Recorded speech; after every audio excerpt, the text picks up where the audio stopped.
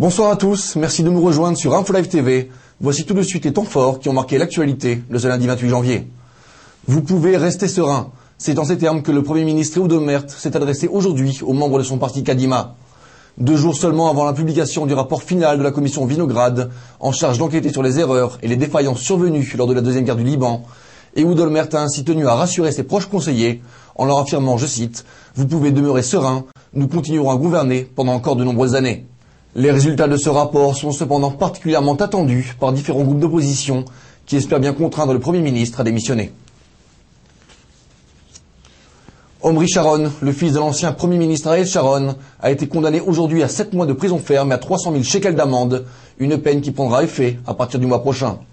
La Cour suprême de justice israélienne a ainsi refusé l'appel demandé par l'ancien membre de la Knesset et l'a condamné à une peine exemplaire, reconnu coupable de fausses factures et de violation de la loi du financement des partis lors de la campagne des élections primaires du Likoud en 1999.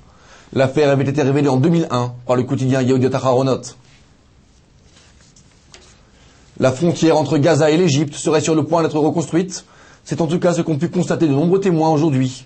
En effet, 6 jours après le dynamitage du mur frontière, des membres des forces de sécurité égyptiennes et des membres du Hamas ont commencé ce lundi à travailler ensemble à combler à l'aide de fils barbelés les brèches qui avaient permis à plusieurs centaines de milliers de Palestiniens de se rendre dans le Sinaï.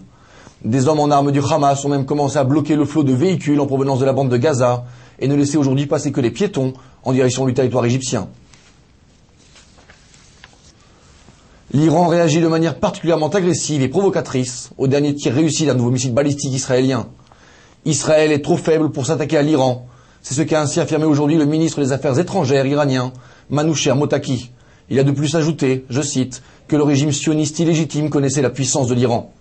De manière peut-être plus inquiétante que les déclarations haineuses auxquelles nous ont habitués les dirigeants iraniens, Téhéran a manifesté récemment au président égyptien Hosni Moubarak son intention de s'impliquer dans une solution à la crise dans la bande de Gaza. Pour la première fois depuis 30 ans, un haut dirigeant iranien est même attendu très prochainement pour une visite officielle au Caire.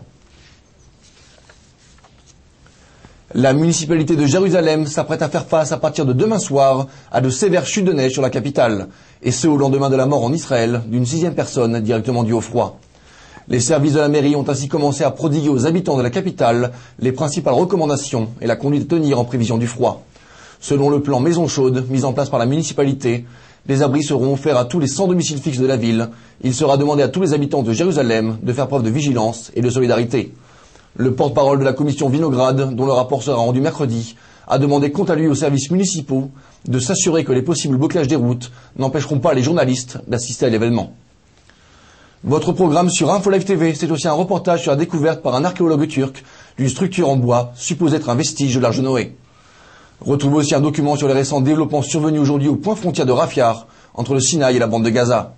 Enfin, découvrez aussi une interview du porte-parole de la mairie de Jérusalem sur les mesures à prendre face à la tempête de neige qui s'annonce sur la capitale. Merci de nous avoir suivis sur InfoLive TV. Rendez-vous demain soir pour un nouveau regard sur l'information. Très bonne soirée à tous.